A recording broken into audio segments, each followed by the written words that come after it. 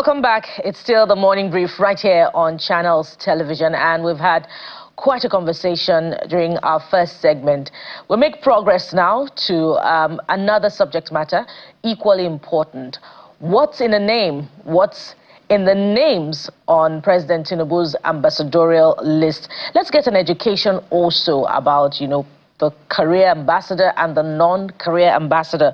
And joining us on this particular segment, we have Ambassador Joe Keshi, who joins us this morning. He's a former diplomat and a former permanent secretary, Ministry of Foreign Affairs. He joins us virtually. We also have Mr. Bolaji Abdullahi. He's a spokesperson, African Democratic Congress.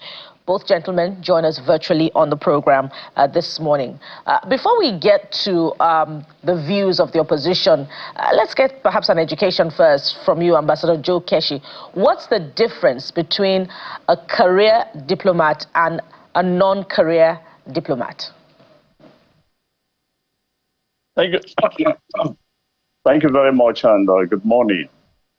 A career diplomat is an officer recruited into the foreign service at a relatively young age and who grows through the system, to the top of his chosen career, and who, as a preparation for the higher post, is made to serve in a number of diplomatic missions so that when eventually he becomes an ambassador, he's already very familiar with the terrain. He has all what it takes to be a credible representative of the government of the Federal Republic of Nigeria or any country.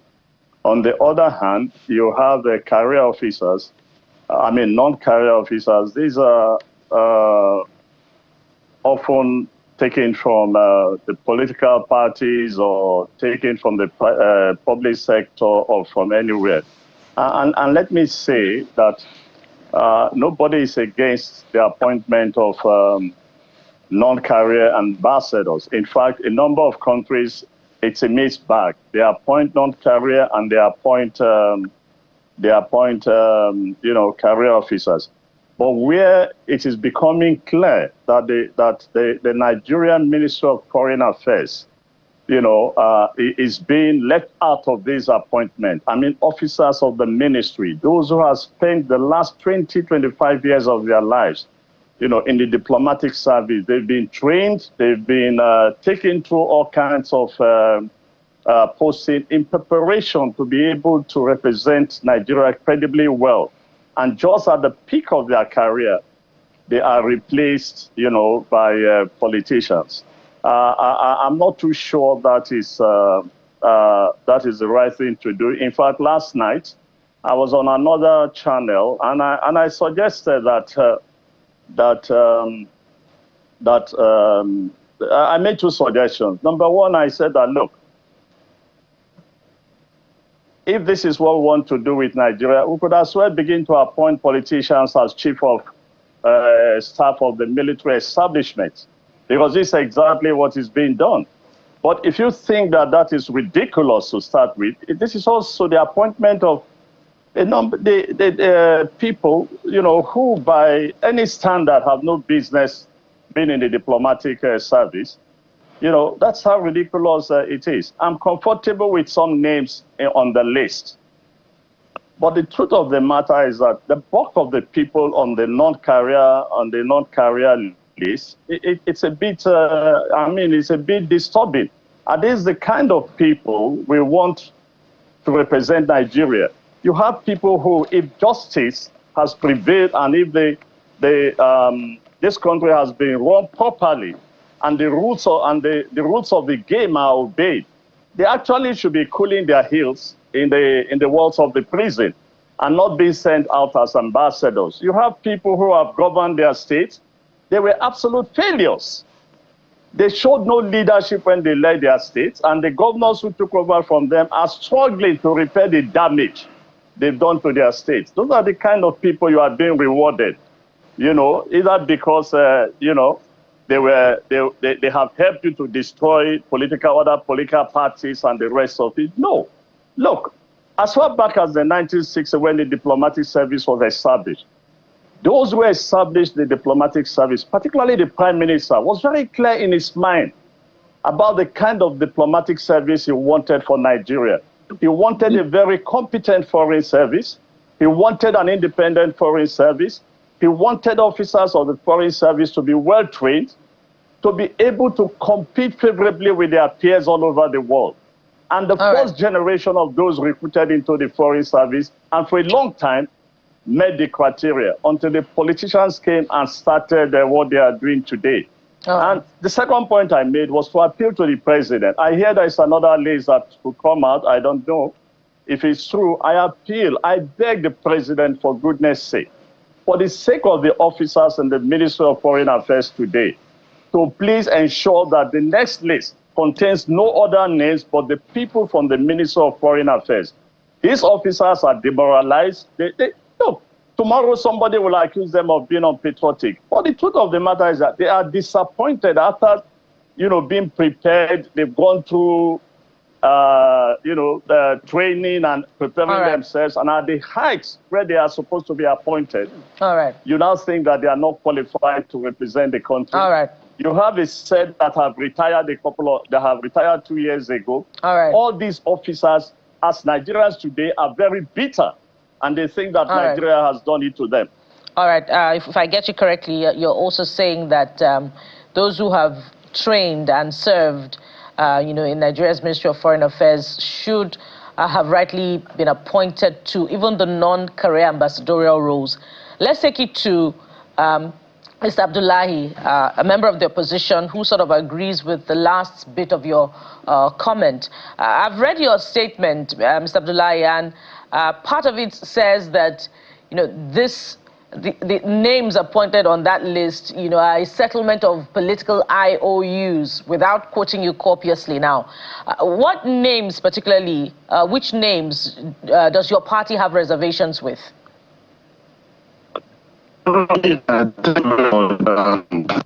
Be careful to analyze getting in this. I think ambassadorship really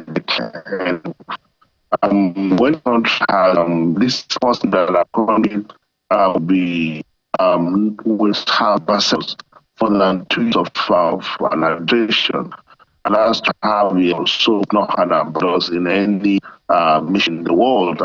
That's quite preceded. And in the issue of Nigeria, not even the civil war, they do express this kind of absence in diplomatic. No less tell at the time that Nigeria is facing kind of diplomatic crisis that we're seeing all over the world. Civil contacts are apparently with us, and I'm asking a lot of questions about what's going on in Nigeria. I've just seen to the interview before you just in. Been saying a lot of you that Nigeria have a voice in room when this kind of position has been taken in other countries world. Now, it took you 12 years to have ambassadors, and this is the you can do. Is to seek an opportunity to settle the party members who are waiting for appointments in the last years. It's quite fortunate indeed, and the point we are keen. We are particularly concerned with the appointment of Professor Mahmoud, the immediate past and chairman, because when someone because that kind of appointment, like if you can hear me, tends to give your connection, the audio is not really coming through well. We've tried to endure. So maybe if you can switch things up a bit with the internet or your device, I'm sure they'll help you backstage. But let's go back to Ambassador. While we try to reconnect with Mr. Bolaji Abdullahi and get a sense of maybe those names in particular, what does this then mean? Because these names will go to the Senate. I mean, we understand that these names will naturally pass through Senate, understanding the composition.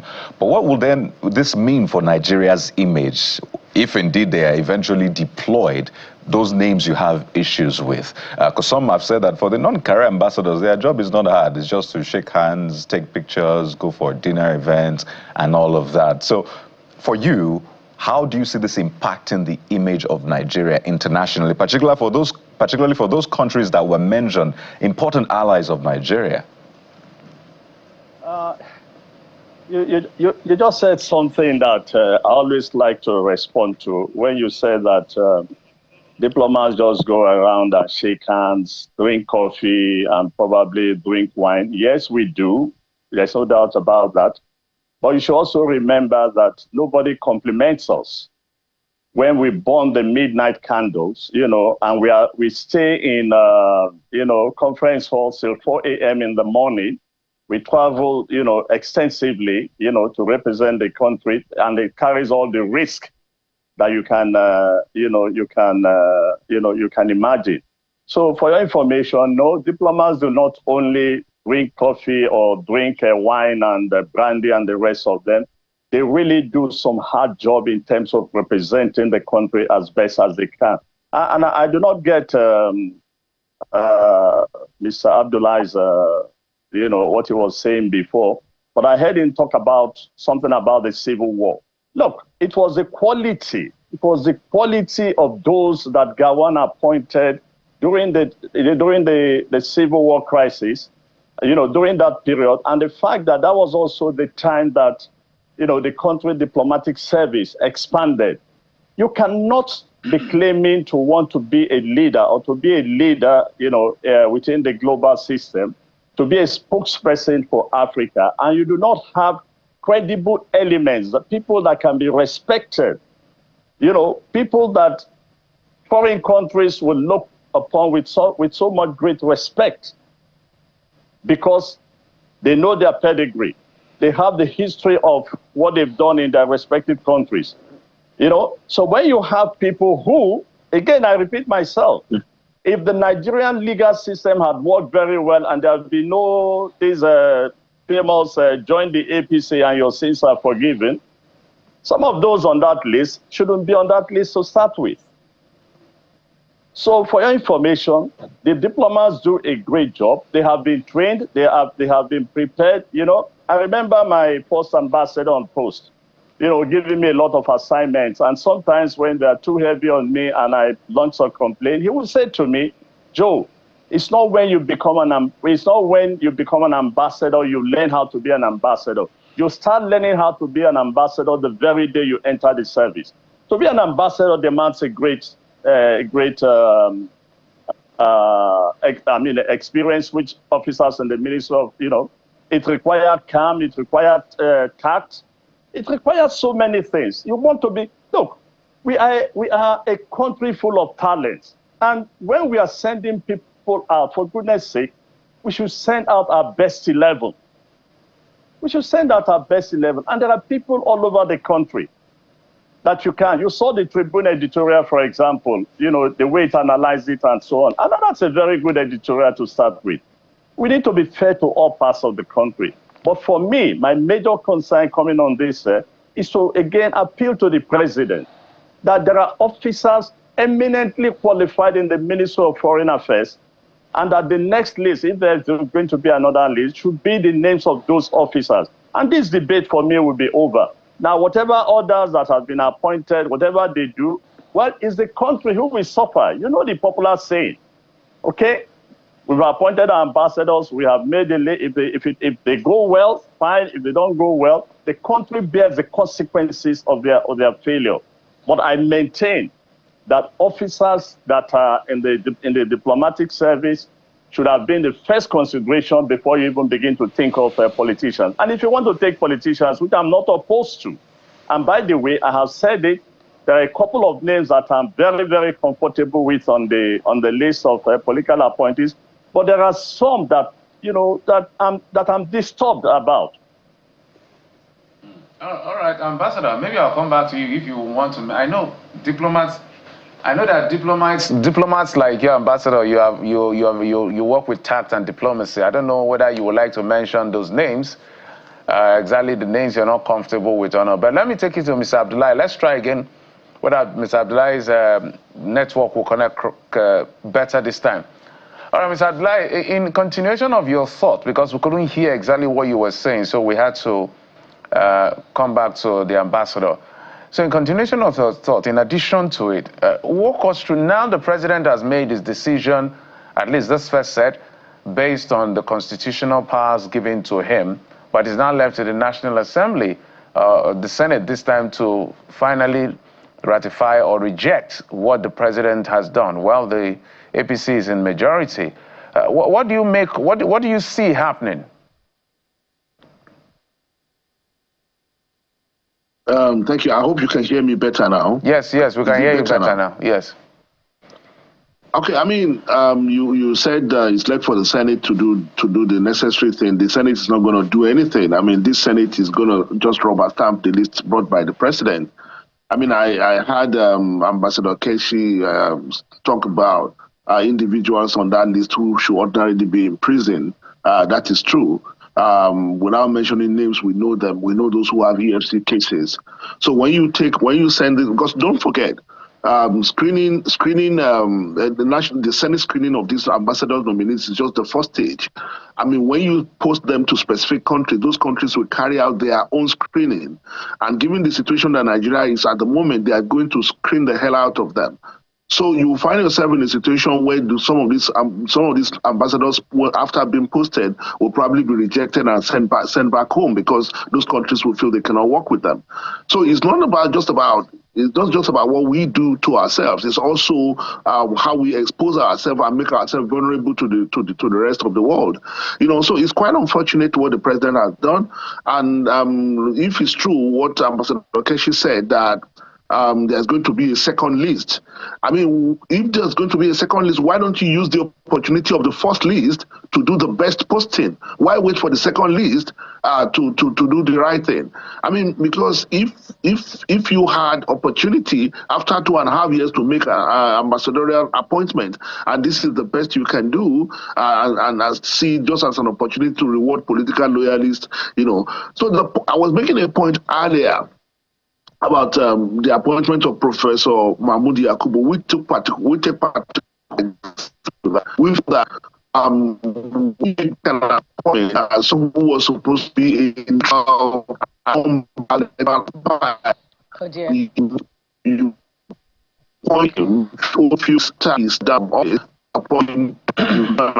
Abdullahi.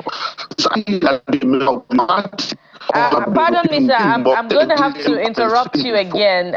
You may need to perhaps change your device again so that we can hear you better. We're beginning to have difficulty hearing you. Perhaps it's network. We'll return to Mr. Abdullahi. Let me come to you, Ambassador Keshi. Mr. Abdullahi was talking about raising concerns about a particular name, that's a former INEC chairman, Professor Mahmoud Yakubu. I'd like you to speak to that because it seems to be coming from, different quarters, specifically because of the agency that he represented, not just the 2023 presidential elections that he conducted that turned out to be controversial, but because of the nature of INEC itself, that is supposed to be a non-partisan organization, an electoral umpire that is supposed to be biased. How does the appointment of a former INEC chairman look on a non-career ambassadorial list that sometimes, draws pull from, politicians? That's on the one hand. On the other hand, another name I'd like you to speak to, which the civil society is drawing our attention to, is that of former director of the NIA, Mr. Ayo Oke, who also had served as a Commonwealth envoy. He brings professional expertise to the room, but there are concerns that he was linked with corruption allegations back in 2017. So what are your thoughts on these two names? Were I to advise the president, my simple advice on the former INEC chairman, who, by the way, I have heard some of his, whom I know very well, is a fine gentleman to start with. Never mind his tenure in INEC. I have no doubt that if it was a different circumstances, he will certainly fit in among those that I will back any day to be an ambassador. He's intelligent, and his classmates and friends, confirm that. So and he has the demeanor, the courage and the mindset and the intellectual capacity to probably be. But coming so soon, immediately after he left, INEC, I think the president should have just tallied a while, but that's the president's prerogative to make the appointment, and whatever consequences we suffer from that, or whatever criticism that is happening all over the place, I think the billers should admit that they brought this upon them, upon themselves. As regard Ambassador Ayo Oke, look, I'll tell you this. I want to say this with all sincerity. Ambassador Ayo Oke is one of our finest officers. And this is why Ambassador Ayo Oke was appointed the DG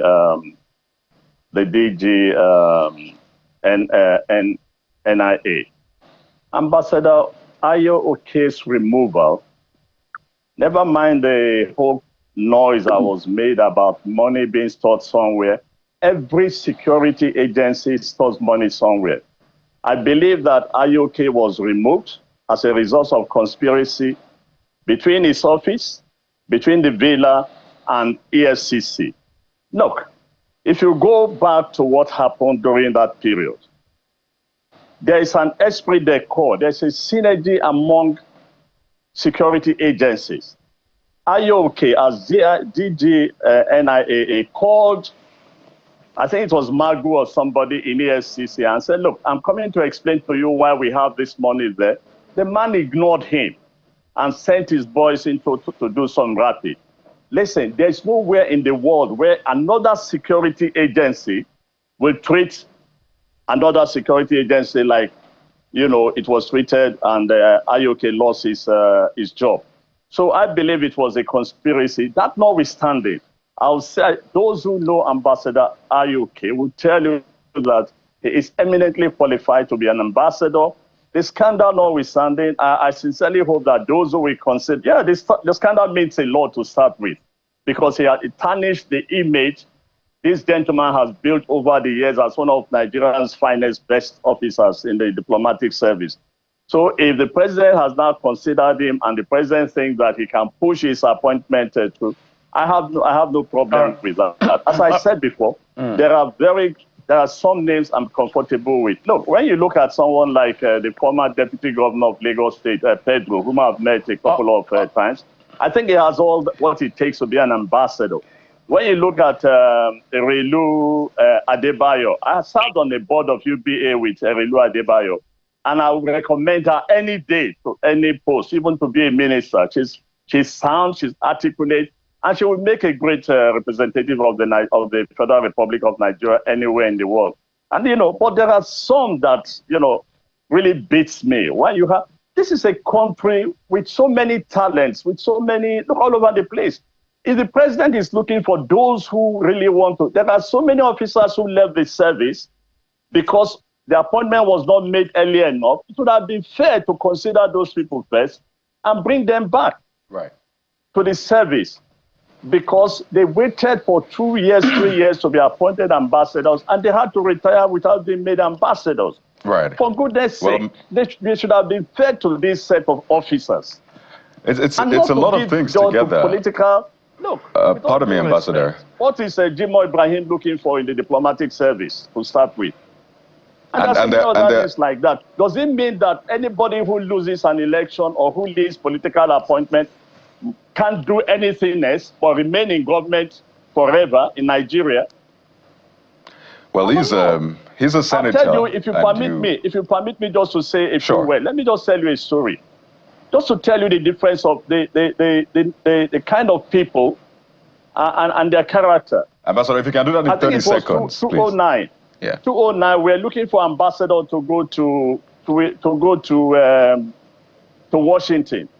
And we approached Professor Bolaji Akinyemi. We approached Fola Adeola. These two gentlemen turned us down. Professor Akinyemi told me plainly, he said, Joe, listen, I was a foreign minister at the age of 30-something. What do you want me to go and do now? No, Joe, I can't be an ambassador at this point. Those are the kind of people I respect. And today you have failed politicians, failed governors, and they are all gladly jumping over the place like toads. Right.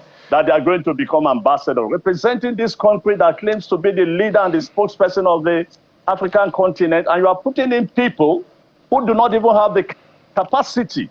Well, Ambassador, if I may come in now, so we can take Mr. Abdullahi's statements, but you've made quite important points. In fact, you've mentioned some of those names, the former INEC chairman, you've mentioned Senator Jimoh Ibrahim, but Mr. Abdullahi, what other names raise concerns for you? For some people, they've raised issues about Chifemi Fani-Kayode's name, Reno Mokri. I think the ambassador also referenced the former governor of Enugu State, Ifeanyi Ugwuanyi. So what are the names that really raise issues for you? And if the president had a chance, you might want him to review those names. If you can do that in less than 2 minutes, Mr. Abdullahi. I hope you can hear me now. I hope it's better now. Yes, I hope it stays this way too. Is it better now? Yes, can you hear me now? It's better now. Just go ahead. I mean, Ambassador Keshi has mentioned, I mean, apart from Professor Yakubu that we are concerned about, and also, what's his name? I mentioned the name of Jimoh Ibrahim, and who was a senator, and I mean, you know who that is. Then you mentioned Femi Fani-Kayode, my very good boss. Sometimes I wonder whether, when I saw that list and I saw him on the list, I wonder what he's doing there. But you see, like I said, I state sometimes to reduce this to individuals and personalities, but taking all together, I mean, I look at that list, only 15% of them out of 30 something are career ambassadors, and the rest are just political hangers or political jobbers who have done things for the president and one way or the other. Daughter of OG. Oh dear, we had hoped... Picking on her because of her age, but I'm wondering that at the time that this country needs its strongest voice in the world, that's the best we can do. It's unfortunate that that's to come to this, but it's what it is. All right, we have to thank you so much. We wish we had more time to get some of your responses in, but this is an ongoing conversation. We'll look to the Senate, see how things play out, and of course, the president. Kola. Well, there's more. We're not quite done yet with our discussion on the president's ambassadorial list, now controversial with so many concerns. We have joining us much later on after this break, a representative of the government who will be speaking to perhaps the reasons that informed Mr. President's choice of some of the names of the list. So stay with us. We'll be right back.